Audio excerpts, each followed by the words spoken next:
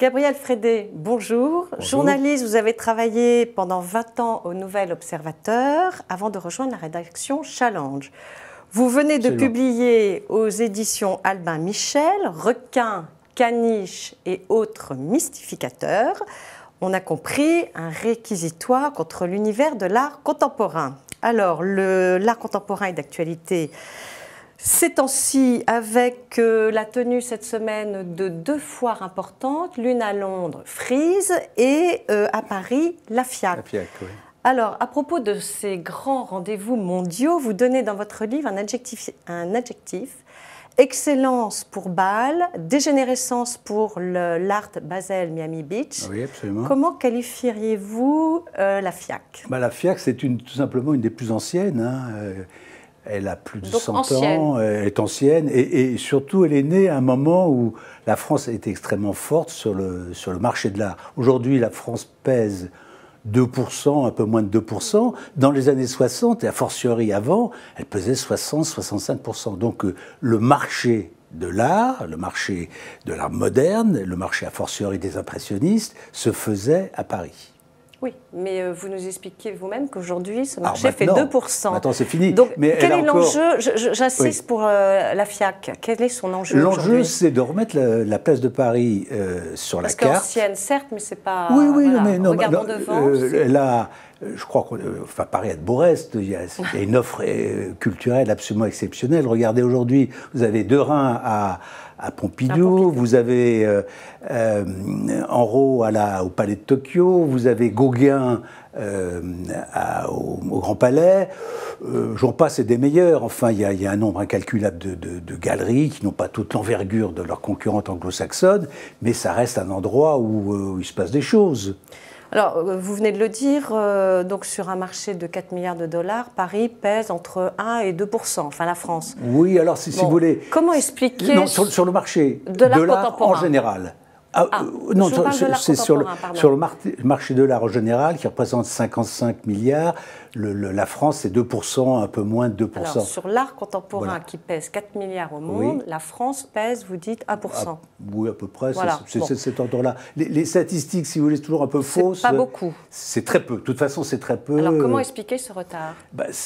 Parce que, si vous voulez, on s'est laissé endormir sur un passé prestigieux. On a cru que parce qu'on avait été les premiers, aussi bien pour les impressionnistes que pour le cubisme, parce qu'on avait su pendant l'entre-deux-guerres avec l'école de Paris faire venir les plus prestigieux et les meilleurs, que ça soit Picasso, que ça soit Mondrian, que ça soit Brancusi, etc., que ça soit Soutine, on a cru que définitivement l'art était ancré à Paris. Vous parlez aussi quand même d'une particularité française dans votre livre, c'est-à-dire que les musées français ne peuvent pas vendre des toiles pour en racheter d'autres. Et vous expliquez que c'est très très pénalisant. Alors c'est quelque chose, c'est une espèce de jurisprudence. C'est pas écrit en lettres de marbre, mais l'idée c'est qu'un conservateur il doit conserver. Donc c'est le principe d'inaliénabilité du domaine public.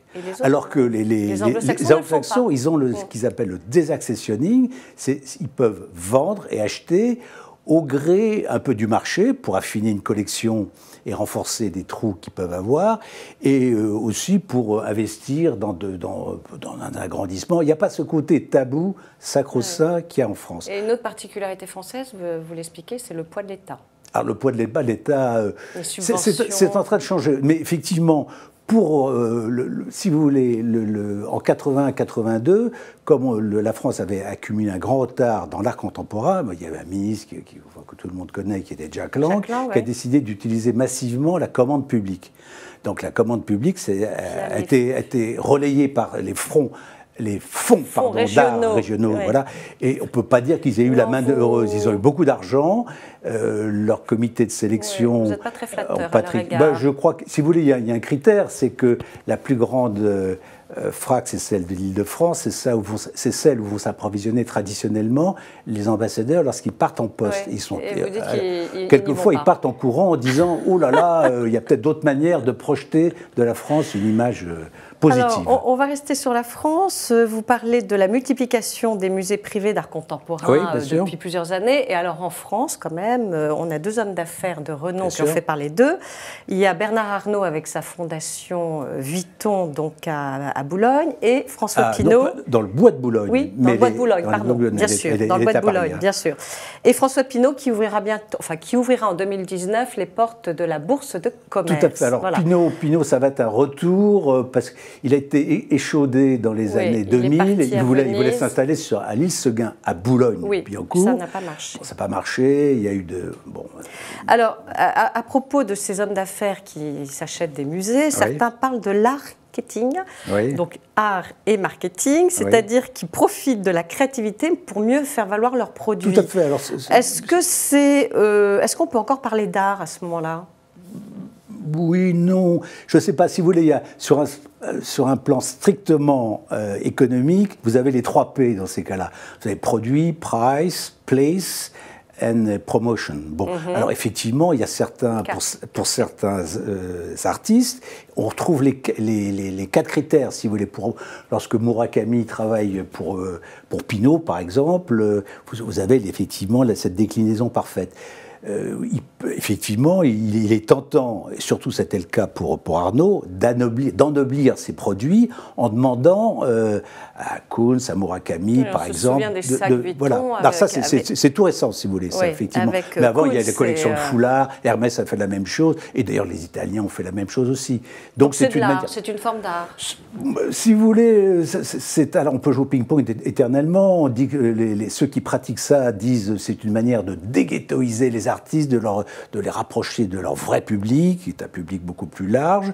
On peut dire au contraire que ils ont vendu leur âme au diable et que dans le secret de leur atelier, ils auraient pu être plus créatifs. Bon, au fond, faute de son temps.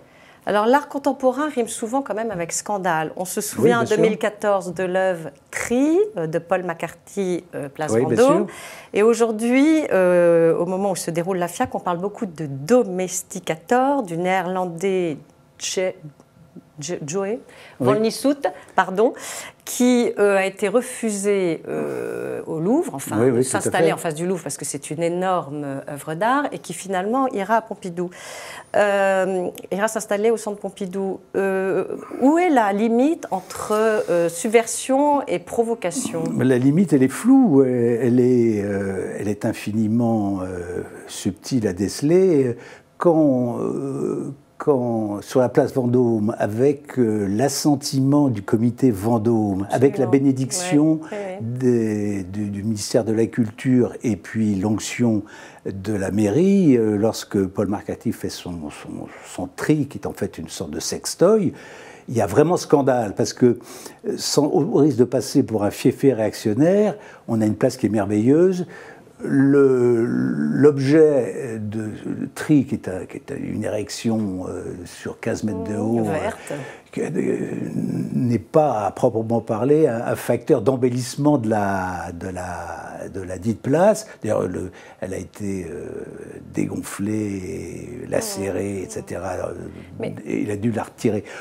Alors pour le reste... Est-ce que l'artiste en souffre lorsqu'il y a un reniement comme ça? L'artiste en souffre, il en joue aussi, parce que le scandale, c'est un des éléments, un des composants de la jeune génération. Ça ne suffit pas à les caractériser, mais que ce soit Jeff Koons quand il met son homard pendu par les pieds au salon Apollon à Versailles, que ce soit Murakami, a fortiori au Guggenheim, qui s'appelle America d'ailleurs. Oui, alors justement, un pied de nez. C'est à la fois cette manière. Tous ces artistes qui sont extrêmement malins cherchent à surfer sur la mode, ils cherchent à surfer sur la critique sociale. Les bourgeois adorent qu'on les critique. Ils vivent du capitalisme, mais ils renvoient l'image du capitalisme. Absolument. Voilà. Bon. Donc les WC en or, c'est à la fois la métaphore on est à 5 blocs, si vous voulez, de la Trump Tower, qui qui est une tour dorée, et d'or. America, c'est une manière de dire, ben voilà ce qu'est devenu l'Amérique, et encore plus loin, voilà ce qui est devenu l'art contemporain, c'est le réceptacle des déjections de tout le monde. Donc je participe au jeu, mais je ne suis pas dupe, puisque je vous montre comment ça se passe. Il y en a qui achètent ça. Vous dénoncez justement dans ce marché de dupes ou de pas dupes un tas de professionnels ou pseudo-professionnels. Alors il y a les hard advisors, les dealers, les spéculateurs, les hard flippers, enfin il y a un tas de gens. Et tout ça participe à ce que vous appelez à la bulle des prix, des égos et des gogos. Donc finalement, le marché de l'art contemporain est faussé ou non ? C'est un marché pur. Alors là, en termes économiques, il n'y a pas de régulation, il y a une offre et une demande.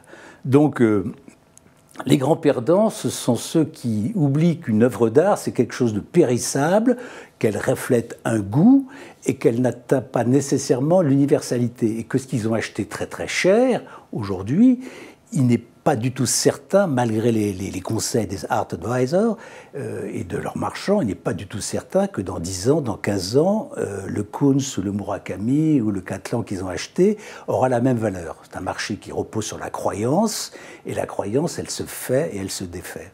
Alors justement, vous dites que le monde de l'art contemporain ressemble à celui de la finance... des années 90, tout à fait, oui. Ou même, enfin, ce qui s'est passé avec les subprimes peut-être en 2008. Tout à fait, oui. Et que les gens risquent de le découvrir trop tard, qu'ils sont sur un volcan. Bien sûr. Mais en même temps, bien sûr, mais en même temps, si vous voulez... je ne vais pas pousser trop loin la comparaison avec le marché boursier, mais une valeur de croissance, qu'est-ce que c'est ? Elle vous promet des dividendes somptueux avec un risque maximum. Alors cette fois-ci, ça peut être la même chose. Hein.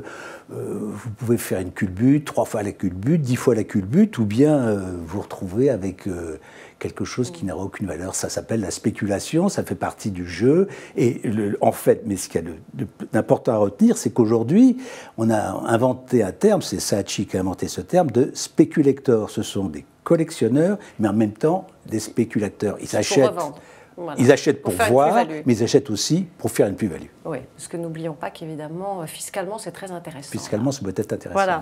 Eh bien, Jean-Gabriel Freudet, merci d'être venu et merci de nous avoir ouvert ce monde un peu opaque de l'art contemporain. Oui, entrevoir, voilà. Voilà, entrevoir, enfin en 400 pages quand même. Hein. Merci beaucoup, au revoir.